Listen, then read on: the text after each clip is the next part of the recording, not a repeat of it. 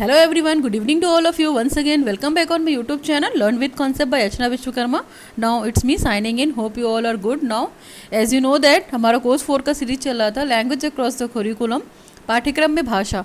इससे रिलेटेड हमने LSRW के जो चारों कॉन्सेप्ट हैं जिसको हम एक साथ पढ़ते हैं, हमने वो कंप्लीट कर लिया है। होपफुली आप वो वीडियो देखेंगे और देखकर आपके अपने डाउट्स को क्लियर करेंगे। Now we can proceed on the unit 3, which unit is the aspects of the language teaching, कि भाषा शिक्षण के पक्ष क्या हैं एक्चुअली। ठीक है, तो हमने वहाँ पे इस यूनिट को स्टार्ट कर दिया है और टेक्निक और मेथड की बात करेंगे बेसिकली इस यूनिट में, कि हमारे मेथड्स और टेक्निक कौन कौन सी हैं लैंग्वेज टीचिंग को इम्प्रूव करने के लिए और क्या क्या उसके बेसिकली एस्पेक्ट्स हैं या पक्ष हैं। ठीक है, तो यहाँ पे हम टेक्निक और मेथड पढ़ेंगे, प्रविधियाँ एंड विधियाँ। ठीक है, विच इज़ द, हम इससे पहले हम दो टेक्निक को डिस्कस कर चुके हैं। विच इज फर्स्ट वाली जो टेक्निक थी हमारी डिस्कशन थी, डिस्कशन टेक्निक को हमने डिटेल में किया हुआ, वो वीडियो अपलोडेड है, आप देख सकते हो। इसके अलावा अगर हम बात करेंगे सेकंड टेक्निक की, तो नोटेशन पढ़ा था जिसको हमने सिंबल्स या संकेत या अंकन के फॉर्म में पढ़ा था, और वो वीडियो भी अपलोडेड है। You can watch this video and take the benefit from the videos. Now आज का जो हमारा थर्ड टेक्निक है which is a questioning. Questioning क्या है? क्वेश्चनिंग टेक्निक है एक तरीके की, जिसको हम प्रश्नोत्तरी प्रविधि बोलेंगे। प्रश्नोत्तरी का मतलब यहाँ पे प्रश्न भी पूछे जाएंगे और आपसे आंसर भी प्रश्न पूछे जाएंगे और बच्चे आंसर भी देंगे। जो प्रश्न है वो टीचर के द्वारा पूछा जाएगा और जो आंसर देंगे वो बच्चे देंगे। तो इसलिए हम लोग इसको क्वेश्चनिंग टेक्निक बोलते हैं और ये एक तरीके का टेक्निक है बेसिकली देखा जाए तो। अगर हम लर्निंग टीचिंग की, टीचिंग लर्निंग प्रोसेस की बात करते हैं तो questioning skill plays an very important role in the learning, है ना, टीचिंग एंड टेस्टिंग ऑल्सो। तो इस चीज़ को ध्यान रख सकते हैं आपकी जो क्वेश्चनिंग स्किल है आपकी बहुत ही इंपॉर्टेंट रोल प्ले करती है आपकी लर्निंग में, आपकी टीचिंग में, आपकी टेस्टिंग में। ठीक है, एक तरीके का बिल्कुल टीचिंग लर्निंग का ये सही तरीका है। प्रॉपर टाइम इसमें लगता है, आपका अरेंजमेंट होते हैं क्वेश्चंस के, बच्चे अंडरस्टैंड करके इस क्वेश्चन का आंसर देते हैं। टीचर के द्वारा प्रॉपर एक अच्छा क्वेश्चन पूछा जाता है जिसमें एरर नहीं होता है, बच्चे भी आंसर देने की कोशिश करते हैं। ठीक है, तो क्वेश्चनिंग स्किल बहुत यूज़फुल है आपकी टीचिंग लर्निंग प्रोसेस के लिए and it is a very important role. ठीक है, तो आप इसमें जैसे सपोज़ कीजिए अगर क्वेश्चनिंग स्किल ही नहीं होती तो जो ये टीचिंग लर्निंग प्रोसेस है ये बहुत बोरिंग लगता कि केवल टीचर बोल रहा है और बच्चा चुपचाप बैठ के सुन रहा है, कोई रिस्पॉन्डिंग नहीं है। तो यहाँ पे अगर टीचिंग लर्निंग प्रोसेस को एक टीचर क्वेश्चनिंग के फॉर्म में अडॉप्ट करता है तो उसकी टीचिंग लर्निंग डेफिनेटली बहुत अच्छी हो जाएगी। और अगर हम क्वेश्चनिंग टेक्निक का, क्वेश्चन पूछने की टेक्निक का यूज़ करते हैं तो इससे बच्चों में अवेयरनेस भी आएगी, बच्चे अच्छे तरीके से सोच सकते हैं। इसके अलावा वो फंडामेंटल फैक्ट्स से रिलेटेड नॉलेज, इंफॉर्मेशन, सारी तरीक़ों को क्या करेंगे बहुत ही इजी फॉर्म में अडॉप्ट कर पाएंगे।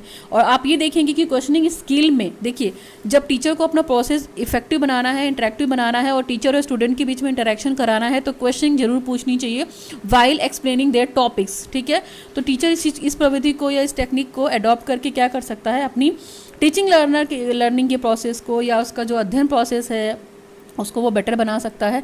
लेकिन देखिए जो क्वेश्चनिंग टेक्निक है वो तभी सक्सेसफुल होती है जब बच्चों में क्या क्रिएट करे, वो अवेयरनेस क्रिएट करे रिगार्डिंग योर टॉपिक, बच्चों को सोचने के लिए मजबूर करे और पूरी तरीके से बच्चे ऐसा ना हो कि केवल टीचर पे ही डिपेंड रहे। तो इसी तरीके से जब हम क्वेश्चन सीरीज तैयार करेंगे तो बिल्कुल ध्यान रखेंगे कि क्वेश्चन की लैंग्वेज बहुत ईजी हो, क्वेश्चन बच्चों के लेवल का हो, क्वेश्चन बच्चों तक पहुँच सके ताकि बच्चे उसको सुनकर क्या करें, आंसर दे सकें और आगे बढ़ सकें। तो टीचिंग लर्निंग को इफेक्टिव बनाने के लिए बहुत सारे क्वेश्चन अराइज किए जा सकते हैं। उसके लिए हम क्वेश्चन बैंक भी प्रिपेयर कर सकते हैं, कोई इमेज के थ्रू भी क्वेश्चनिंग कर सकते हैं, है ना, जैसे विजुअल मैप देखते हैं, हम ग्लोब देखते हैं तो उससे रिलेटेड बच्चों से क्वेश्चन कर सकते हैं। तो इसी तरीके से क्वेश्चनिंग करके हम क्या कर सकते हैं, बच्चों की थिंकिंग लेवल को, लॉजिकल लेवल को, रीजनिंग लेवल को बढ़ा सकते हैं। और बेसिकली क्वेश्चनिंग का फॉर्मेट जब भी तैयार किया जाए तो देखा जाए कि बच्चे की क्यूरियोसिटी किस टॉपिक में है ना, किस थिंग में है, किस सब्जेक्ट में है, इसके अलावा उनका इंटरेस्ट क्या है, वो मोटिवेशन कहाँ से लेते हैं। तो जो भी हम क्वेश्चन पेपर तैयार करेंगे बहुत सी चीज़ों का ध्यान रखेंगे, है ना, ताकि उनका जो सीखने का लेवल है वो सीखने के लिए हमेशा मोटिवेटेड रहें और प्रॉब्लम के सोल्यूशन को सॉल्व करने के लिए हमेशा प्रिपेयर रहें। तो और कभी कभी आपने देखा होगा जो क्वेश्चनिंग स्किल है वो बच्चों को हेल्प करती है प्रॉब्लम के सोल्यूशन को निकालने में, है ना, बच्चों को क्रिएटिव बनाती है क्वेश्चनिंग स्किल कहीं ना कहीं देखा जाए। तो ये क्वेश्चनिंग स्किल टेक्निक की थोड़ा सा मैंने इंट्रोडक्शन देने की कोशिश की और डेफिनेटली बहुत सारे हेल्प करती है, मैं बहुत सारे हेल्प बताऊंगी तो भी कम पड़ेगा। एटलीस्ट असेसिंग में हेल्प करती है स्टूडेंट को, इसके अलावा प्रीवियस नॉलेज को बढ़ाने में हेल्प करती है, चीज़ों को रिकॉग्नाइज रिकॉल करने में हेल्प करती है ना, लर्नर को थिंक करने के लिए और रीज़न के साथ कॉन्सेप्ट को बताने के लिए हेल्प करती है। इमेजिनेशन को प्रमोट करती है, इसके अलावा क्यूरियोसिटी बढ़ाती है, इंटरेस्ट बढ़ाती है, और एक तरीके का ये आर्ट भी है क्वेश्चनिंग स्किल। और ये कहाँ पे हेल्प करेगी आपका previous knowledge with the new knowledge and diagnostic the new knowledge, है ना, पॉइंट्स ऑफ द स्टूडेंट।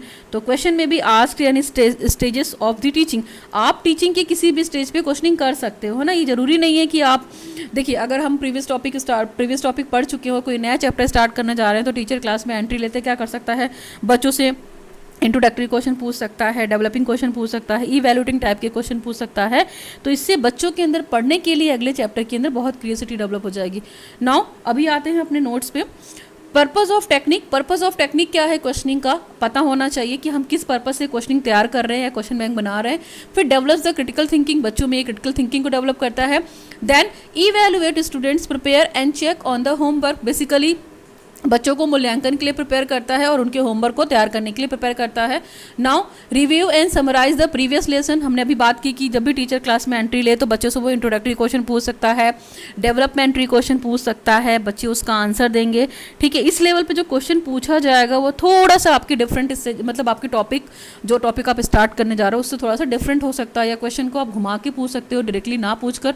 बच्चे इस तरीके के क्वेश्चन जब सुनते हैं तो वो सोचने के लिए मजबूर हो जाते हैं, ठीक है। Assess achievement of the objective, और जो आपके ऑब्जेक्टिव हैं उनको कहीं ना कहीं क्वेश्चनिंग टेक्निक हेल्प करती है अचीव करने में, बच्चे एसेस कर लेते हैं। इसके अलावा reflective and the Meta cognitive thinking, बच्चों के अंदर जितनी भी संज्ञान की पावर है, कॉग्निटिव पावर है, it means the knowledge, understanding, application, analysis, ऐसी बहुत सारी चीज़ें हैं जो बच्चों के अंदर रिफ्लेक्ट हो जाती हैं वाइल क्वेश्चनिंग टेक्निक, ठीक है। इसके अलावा question should be clear, teacher जो भी क्वेश्चन फ्रेम करेगा वो बिल्कुल क्लियर होना चाहिए, टू द पॉइंट होना चाहिए। इसके अलावा ask the questions before diagnosing who is to answer, देखिए जब भी आप क्वेश्चन पूछे तो इस चीज़ को पहले से प्रिपेयर कर ले कि आप क्वेश्चन क्या पूछेंगे और उसका आंसर कौन देगा। नाउ नेक्स्ट है distribute questions to the class fairly, avoid mechanical system, यानी कि जो भी आप क्वेश्चन क्लास में डिलीवर कर रहे हो या डिस्ट्रीब्यूट कर रहे हो तो आप इस चीज़ का ध्यान रखो कि अल्फ़ाबेटिकल ऑर्डर में नहीं पूछना है, या पर्टिकुलर किसी एक ही बच्चे को उठा के आपसे क्वेश्चनिंग नहीं करनी है, आप पूरी क्लास से क्वेश्चनिंग कीजिए। और जब क्वेश्चनिंग आपकी डिलीवर हो जाए, क्वेश्चन आप डिलीवर कर दे तो बच्चों को रेज योर हैंड करने के लिए बोलेंगे, तो मैक्सिमम बच्चे क्वेश्चन का आंसर जिनको आता होगा वो अपना हाथ उठाएंगे, ठीक है। इस चीज़ का ध्यान रख सकता है। उन्हें ज़रूरी नहीं है कि वो अल्फ़ाबेटिकल ऑर्डर में करें, ए वाले बच्चे पहले बताएंगे, बी वाले बच्चे पहले बताएंगे, तो इससे क्या होता है ना, ए वाले बच्चे तो फटाफट पूछ लिए जाएंगे, फिर इसके बाद जो बीच का ऑर्डर है, लास्ट का ऑर्डर है, वो एक क्लास में कवर अप नहीं हो पाएगा। और हर दिन हम क्वेश्चनिंग नहीं कर सकते हैं क्योंकि इट्स अ टाइम कंज्यूमिंग, तो टीचर को तो बहुत सारे टॉपिक्स पढ़ाने होते हैं, तो जब भी वो क्वेश्चनिंग करे वो हाथ उठाने के लिए बोले, बच्चों को हैंड रेस करने के लिए बोले, बच्चे आंसर देंगे और आप भी पूछ सकते हो। Now do not ask more than one question at a time, एक टाइम में आप सिर्फ एक ही क्वेश्चन पूछिए, ऐसा नहीं है कि एक के साथ दूसरा भी पूछ रहे हो, तीसरा भी पूछ रहे हो और बच्चे समझ नहीं पा रहे हैं कि वो क्या आंसर करें, ठीक है। तो इस चीज़ का ध्यान रख सकते हैं। Ask question at all ability level, बच्चों की एबिलिटी लेवल के हिसाब से बात की हमने, बच्चों की साइकोलॉजिकल ऑर्डर को आपको ध्यान रखना है कि पर्टिकुलर जिस भी लेसन को आप टीच कर रहे हो तो बेसिकली जनरली क्वेश्चन उससे पूछिए जो जिसका आंसर वो आपको दे पाए, है ना।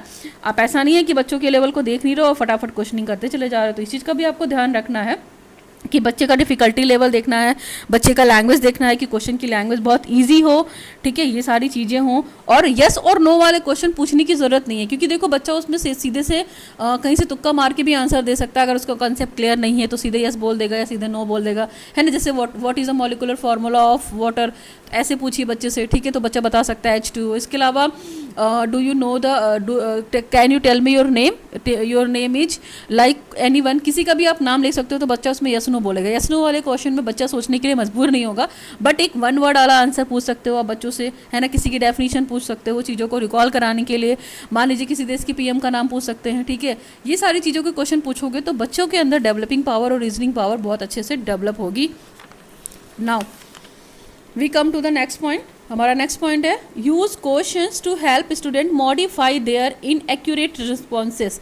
जब भी आप क्वेश्चन पूछोगे तो बच्चों के लिए क्या हो जाएगा, वो जो रिस्पॉन्स करेंगे वो मॉडिफाई करके रिस्पॉन्स करेंगे। अगर मान लीजिए किसी बच्चे का आंसर गलत है तो आप उस आंसर को गलत मत बोलिए, बच्चे को और समझाने की कोशिश कीजिए, उसको और ट्राई करने की कोशिश कीजिए। इससे बच्चे क्या होंगे, बच्चे मोटिवेटेड होंगे आपके आंसर को देने के लिए, इफ़ दे हैव डन ना। तो क्वेश्चन जब भी आप कीजिए आप इस चीज़ को ध्यान रखिएगा कि बच्चों का जो नेचर है वो डेवलपिंग नेचर है, और बच्चे जिसका आंसर देंगे वो कहीं ना कहीं उनके टॉपिक से रिलेटेड हो। इसके अलावा जो भी आप क्वेश्चन पूछिए उसमें ऑर्डर का ध्यान रखें, पहले सिंपल क्वेश्चन पूछिए, फिर उसके बाद के क्वेश्चन पूछिए, धीरे धीरे करके आप सिंपल टू कॉम्प्लेक्स लेवल यानी कि सिंपल से डिफ़िकल्टी की तरफ जा सकते हैं, आप ईजी से डिफ़िकल्टी की तरफ से जा सकते हैं, यानी कि पहले ईजी क्वेश्चन बच्चों से पूछा जा सकता है और बच्चे उसी के अकॉर्डिंग रिस्पॉन्ड कर सकते हैं, है ना। और बच्चों को एक क्वेश्चन के पूछने के बाद आप सफिशिएंट टाइम भी दे सकते हो। अगर आप क्वेश्चन पूछ रहे हो पूरी क्लास से तो उन्हें 1-2 सेकेंड का टाइम दीजिए, रुकिए, उसके बाद बच्चों को हैंड रेस करने के लिए आप बोल सकते हो व्हाट एट लीस्ट। इसके बाद listen carefully to the student response. फिर बच्चा जब आपको आंसर कर रहा है तो आप प्रॉपर वे से उसको सुनिए कि बच्चा क्या बोल रहा है। अगर उसके आंसर में कोई मिस्टेक है या कुछ कमी है तो उसको आप दूर करने की कोशिश कीजिए being a teacher.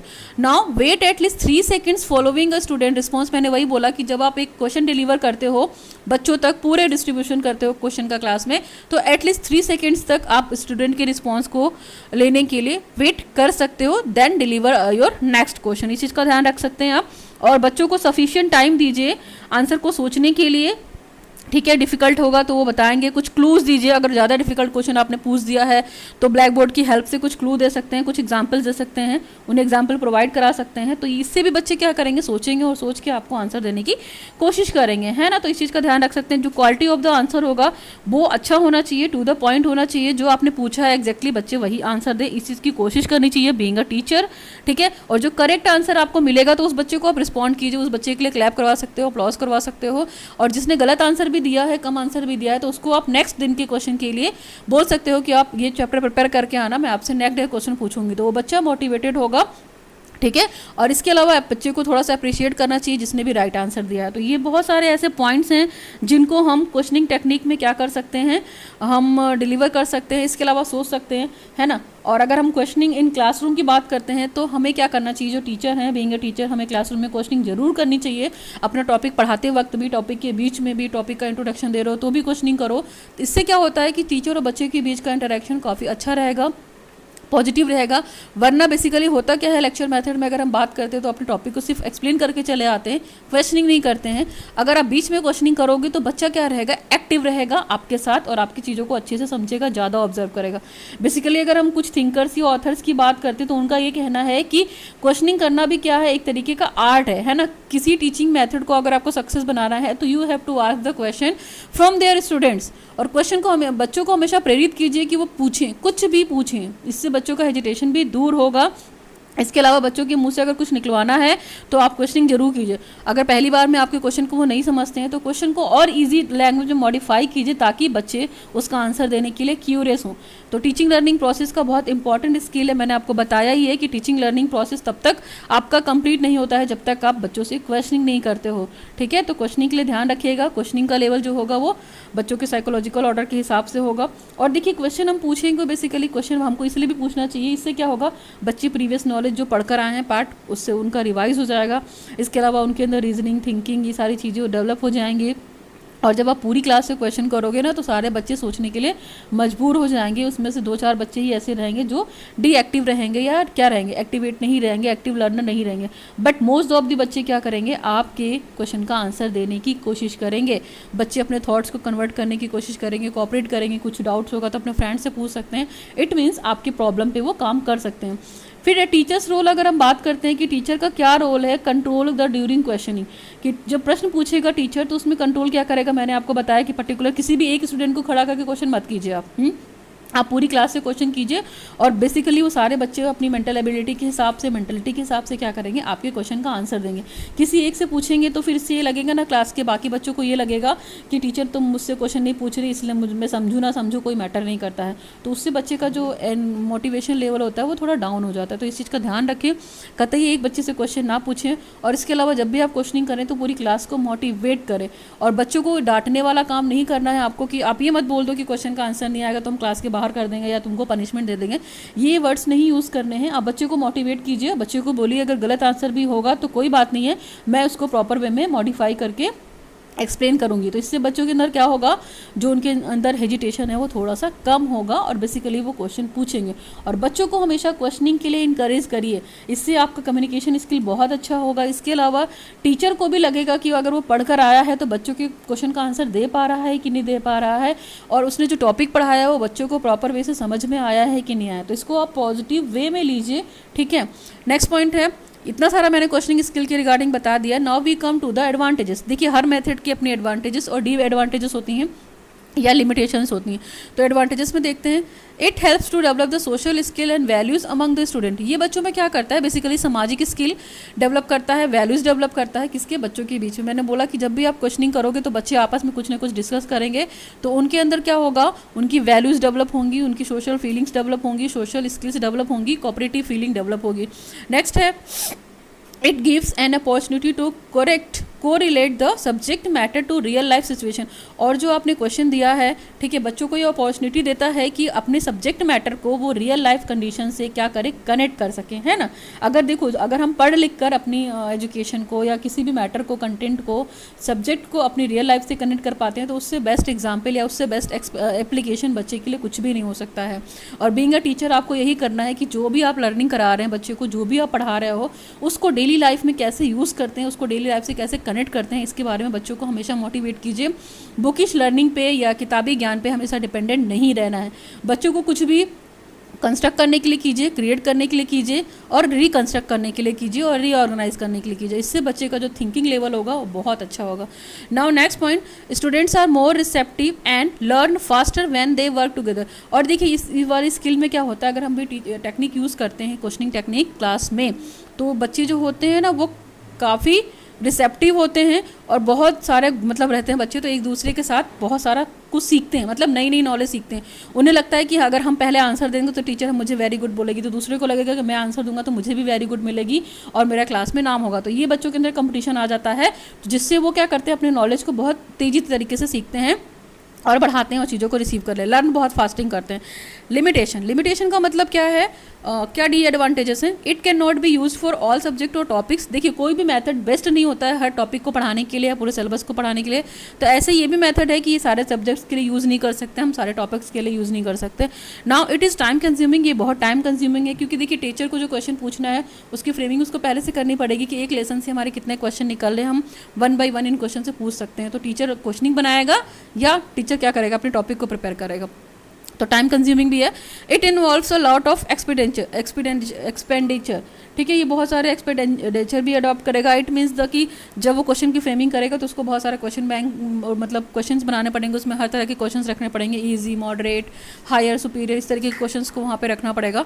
Now next है, it puts extra pressure on the teachers, और ये टीचर के ऊपर जाहिर सी बात है बहुत एक्स्ट्रा प्रेशर हो जाएगा, क्योंकि पर्टिकुलर उसको कोई एक कंटेंट या एक लेसन तो नहीं पढ़ाना है, उसे पूरी बुक कंप्लीट करानी है विद इन अ टाइम, ठीक है। और बुक के अलावा और भी टीचर्स के पास बहुत सारे काम होते हैं, checking the copies and a lots of homework and these are the things, तो टीचर के ऊपर बर्डन करेगा। ये तो थी लिमिटेशन, ठीक है। अब हम कुछ देखते हैं कि लेवल्स ऑफ क्लासरूम क्वेश्चंस क्या हो सकते हैं, या डिवीज़न क्या हो सकता है क्वेश्चन का, हम किस तरीके के क्वेश्चन पूछ सकते हैं। देखिए मैंने यहाँ पे तो केवल 4 लेवल का टेबल बनाया, और भी क्वेश्चंस हो सकते हैं, इसके अलावा मैं कुछ यहाँ पे बता दूंगी आपको। देखिए लेवल्स ऑफ क्लासरूम क्वेश्चंस क्या होते हैं, कैटेगरी मैंने बना रखी है, एक फ्लो चार्ट बना रखा है, टेबल चार्ट, आप इसे बना सकते हैं टेबुलर फॉर्म में। पहला है आपका कैटेगरी, सेकंड कॉलम में आपका type of thinking, third one is the example. तो बच्चों से हम फॉर्मल काइंड ऑफ क्वेश्चन पूछ सकते हैं। फॉर्मल काइंड ऑफ क्वेश्चन का मतलब यहाँ पे कि बच्चों को बिल्कुल सिंपली रिकॉलिंग वाले क्वेश्चन पूछिए, स्टूडेंट सिंपली रिकॉल इन्फॉर्मेशन, जिसके बारे में बच्चे किसी भी अगर एग्जाम्पल की बात कर सकते हैं तो यहाँ पे कुछ वो डिफाइन कर सकते हैं, ठीक है। Lecture method, anything, who was founder was of Pakistan, जैसे यहाँ पे क्या कर सकते हैं आप, लेक्चर मेथड के थ्रू सिंपल सा क्वेश्चन पूछिए, who was the founder of Pakistan. तो बच्चे अगर जानते होंगे सिंपली इंफॉर्मेशन आपको दे देंगे कि पाकिस्तान का प्राइम मिनिस्टर कौन है, या who is the founder of Pakistan का फाउंडर कौन है। तो बच्चे इतनी इंफॉर्मेशन रखेंगे तो आपको आंसर कर देंगे या रिकॉल करेंगे। नेक्स्ट है आपका एम्पेरिकल। एम्पेरिकल का मतलब है स्टूडेंट इंटीग्रेट या रिकॉल इन्फॉर्मेशन। यहाँ पे चीज़ों को क्या करेगा स्टूडेंट, एक्सपेरिमेंट करने की कोशिश करेगा, दो चीज़ों के बीच में कंपेयर करने की कोशिश करेगा। एम्पेरिकल नॉलेज, अगर उसने एक कंटेंट पढ़ लिया और वो दूसरा कंटेंट पढ़ रहा है, उसको दूसरे में हेल्प मिल रही है, तो वो चीज़ों को कोरिलेट करके या कंपेयर करके पढ़ेगा। तो इसके एग्जांपल्स क्या हो सकते हैं, comparison between the lecture method and the project method. भाई आप लेक्चर मेथड भी जानते हो, प्रोजेक्ट मेथड भी जानते हो, दोनों को कंपेयर करो, दोनों की क्या क्या मेरिट हैं, दोनों की क्या क्या डीमेरिट हैं। ठीक है, इस तरह के क्वेश्चंस आप कर सकते हो क्लास में। इसके अलावा प्रोडक्टिव, प्रोडक्टिव का मतलब क्या हुआ हमारा, प्रोडक्टिव स्किल का मतलब है कि बच्चा कुछ प्रोड्यूस करेगा जब भी वो नॉलेज ले लेगा, जब भी वो आपका चैप्टर पढ़ लेगा, तो इस चीज़ का ध्यान रख सकते हैं। ठीक है, इसके अलावा अगर हम बात करते हैं इसमें कैसे, student think creative and imaginative productive unique idea, जिसमें स्टूडेंट क्या सोचेगा, बहुत ही creative and imaginative product use करेगा। इट मीन्स आपने अगर एक टॉपिक पढ़ा दिया तो बच्चों को उस टॉपिक से रिलेटेड क्वेश्चनिंग करने को दीजिए, तो बच्चा क्या करेगा, कुछ क्रिएटिव सोचेगा, कुछ इमेजिनेटिव सोचेगा, यूनिक आइडिया उसके दिमाग में आएंगे। तो इस तरीके के प्रोडक्टिव क्वेश्चन टीचर को जरूर पूछनी चाहिए अपने क्लासरूम में, जब भी वो क्लास का चैप्टर खत्म करे या बीच में।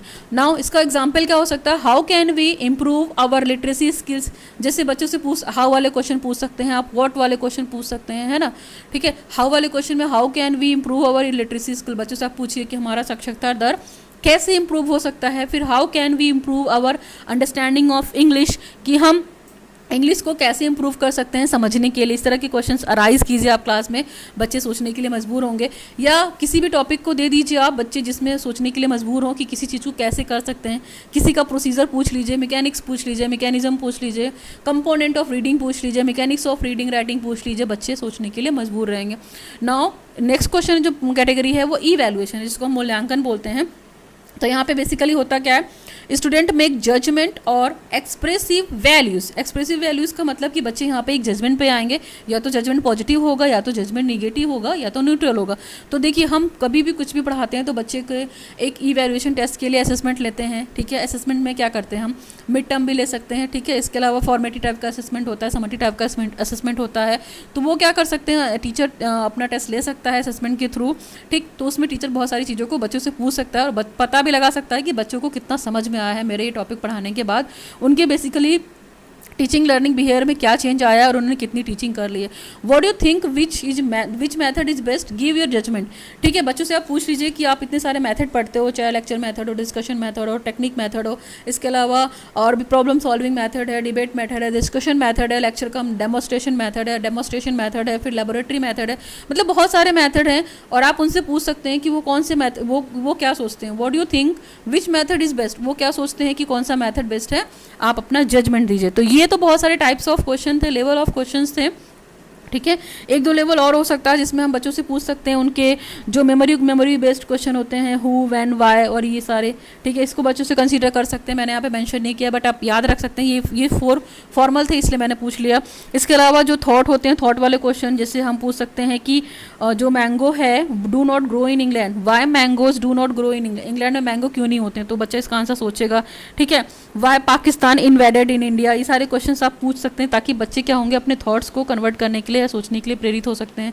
इस तरीके की एग्जाम्पल ले सकते हैं। इसके अलावा ट्रेनिंग वाले जो क्वेश्चंस आते हैं जिसमें बच्चा जो टीचर हेल्प लेता है, टीचिंग ट्रेनिंग प्रोग्राम करते हैं आप, तो इसमें क्या होता है, इसमें बहुत तरह के रास्ते बताए जाते हैं ना बच्चों को, सिमुलेटेड टीचिंग या ये सारी चीज़ें कराई जाती हैं। तो बच्चों से हेल्प लीजिए कि वो किस तरीके की ट्रेनिंग करके आए हैं। ठीक है, और ट्रेनिंग में होता क्या है बेसिकली। ठीक, इसके अलावा हम ये भी पूछ सकते हैं कि जो टेस्टिंग वाले क्वेश्चन होते हैं, जैसे हम किसी चीज़ का एक्सप्लेनेशन पूछ सकते हैं, फंक्शनिंग पूछ सकते हैं, मतलब बहुत सारे टाइप्स के क्वेश्चन होते हैं। एक क्वेश्चन बैंक आप बनाएंगे तो उसमें आप कोशिश ये कीजिएगा कि ओपन एंडेड क्वेश्चन भी होने चाहिए, क्लोज एंडेड क्वेश्चन भी होने चाहिए। ओपन एंडेड क्वेश्चन ये होते हैं कि उसके बच्चा उसका आंसर देने के लिए बिल्कुल फ्री है, और क्लोज एंडेड क्या होते हैं, आपके MCQs वाले पूछ सकते हैं, उसका आंसर या तो यस हो सकता है या तो नो हो सकता है। तो क्वेश्चंस के बहुत सारे काइंड है, MCQs क्वेश्चन पूछ सकते हैं बच्चों से, मैचिंग द फॉलोइंग पूछ सकते हैं, फिल इन द ब्लैंक्स पूछ सकते हैं। ठीक है, इसके अलावा बहुत सारे ऐसे एग्जाम्पल्स हैं जिनसे आप क्वेश्चनिंग करके बच्चों के जो लैंग्वेज सीखने की प्रक्रिया है उसको आप अच्छे से करा सकते हैं। कंपैरेटिव क्वेश्चन हो गए, कॉम्प्रिहेंसिव हो गए, रिकैपिटुलरी हो गए, डेवलपमेंट्री हो गए, थॉट हो गए, ये मतलब इतने सारे टाइप्स ऑफ क्वेश्चन हैं। बेसिकली मैंने यहाँ 4 तरीके का लिख दिया है, आप इस चीज़ को ध्यान रख सकते हैं। ठीक है, आपको दिक्कत नहीं होगी, आप इसको लर्न कर सकते हैं। एक बार मैं ना हो तो मैं बता ही देती हूँ, लिख देती हूँ, हो सकता है आप भूल जाएँ, तो मैं यहाँ पे नंबरिंग करके लिख सकती हूँ। देखिए पहला आपका क्या था, फर्स्ट आपका हो सकता है इंट्रोडक्टरी क्वेश्चन, इसके अलावा जो मैंने वहाँ पे चार्ट बनाया इसके अलावा इंट्रोडक्टरी क्वेश्चनिंग कर सकते हैं बच्चों से, इंट्रोडक्टरी क्वेश्चनिंग। ठीक है, नेक्स्ट वन आपका क्या हो सकता है, नेक्स्ट वन आपका हो सकता है डेवलपिंग क्वेश्चनिंग, दिख रहा है आपको, डेवलपिंग। ठीक है, डेवलपिंग तरीके के क्वेश्चन पूछ सकते हैं आप। फिर अगर हम नेक्स्ट कंसीडर कर सकते हैं तो थॉट, जो मैंने आपको भी बोला, थॉट प्रोवोकिंग। थॉट प्रोवोकिंग का मतलब है कि बच्चे सोचने के लिए कुछ भी क्या होंगे, अपने विचारों को सोचने के लिए बाहर निकालेंगे। ठीक है, इसके बाद आप प्रॉब्लम क्वेश्चन भी पूछ सकते हैं, प्रॉब्लम क्वेश्चन। ठीक है, नेक्स्ट क्या हो सकता है आपका, कंपैरिजन क्वेश्चन पूछ सकते हैं बच्चों से, कंपैरिजन क्वेश्चंस। फिर आप पूछ सकते हैं कॉम्प्रिहेंसिव क्वेश्चंस पूछ सकते हैं बच्चों से। ठीक है, कॉम्प्रिहेंसिव क्वेश्चन बच्चों से पूछ सकते हैं, कॉम्प्रिहेंसिव क्वेश्चंस। ठीक है, और भी बहुत सारे टाइप्स हैं। रिकैपिचुलरी, जब हम लेसन प्लान बनाते हैं तो आपने ध्यान दिया होगा कि इन सब क्वेश्चन की हम फ्रेमिंग करते हैं अपने लेसन प्लान में। रिकैपिचुलेटरी क्वेश्चनिंग कर सकते हैं। तो इतने सारे क्वेश्चंस हैं जो बच्चों को हम सिखा सकते हैं करने के लिए। आप इन कोर्स में ऐड कर सकते हैं अपने चार्ट में। ठीक है ना, इंट्रोडक्टरी के बहुत सारे एग्जांपल्स हो सकते हैं कि जो हम क्लास में इंट्रोडक्शन लेते हैं वो हो सकता है। डेवलपिंग का मतलब है कि चैप्टर पढ़ने के बाद बच्चे का किस तरीके का क्वेश्चन डेवलप फ्रेमिंग हो गया। फिर थॉट का मतलब आप बड़े बड़े आइडियाज़ पूछ सकते हैं, बच्चे सोचेंगे। फिर प्रॉब्लम सॉल्विंग, कोई प्रॉब्लम दे के क्वेश्चन पूछ सकते हैं आप, चीज़ों को कंपेयर करा के क्वेश्चन पूछ सकते हैं। कॉम्प्रिहेंसिव यानी बहुत ब्रॉड लेवल पर पूछ सकते हैं। इसके अलावा रिकैपिचुलरी, बच्चे ने टॉपिक पढ़ने के बाद कितनी चीज़ों को रिकैप किया है, तो आप रिकैप कराने के लिए उससे छोटे छोटे क्वेश्चन पूछ सकते हैं, वन वर्ड क्वेश्चन पूछ सकते हैं। तो these are the levels of question, और टाइप्स ऑफ क्वेश्चन भी आप बोल सकते हो अगर बोलना चाहो तो। ये टाइप्स ऑफ क्वेश्चन ही है, आप और भी लिख सकते हैं यहाँ पे, types of questions. Okay, now overall about this is the questioning technique. तो अगर आपको ये वीडियो थोड़ा भी बेटर लगा हो, बेनिफिट लगा हो, हेल्पफुल रहा हो, तो आप इस वीडियो को लोगों तक शेयर कीजिए। और क्वेश्चनिंग टेक्निक में कोई भी इशू होता है, if any problem is there, तो you can ask me my comment section as well as you can mail me in my email ID. So thanks for watching the video. Now signing off. Learn with Concept by Archana Vishwakarma.